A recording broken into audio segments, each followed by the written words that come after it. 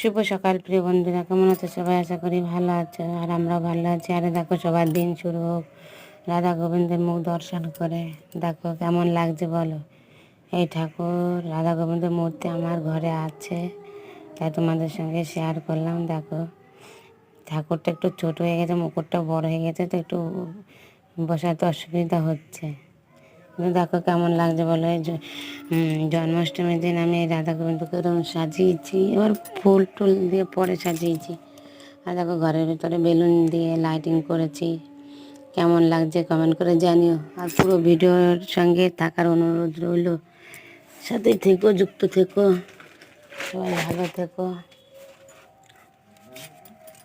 সবাই কমেন্ট করে জানিও কেমন লাগলো।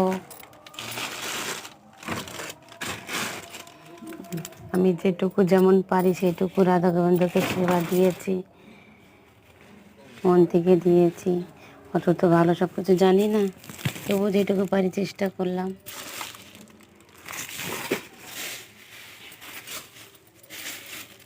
কারা কারা দিয়েছো বাড়িতে কমেন্ট করে জানিও।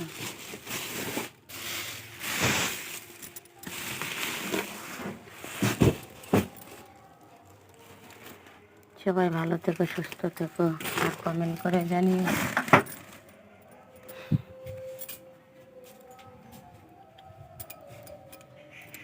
সবাই সবার পাশে থেকো, ভালো থেকো।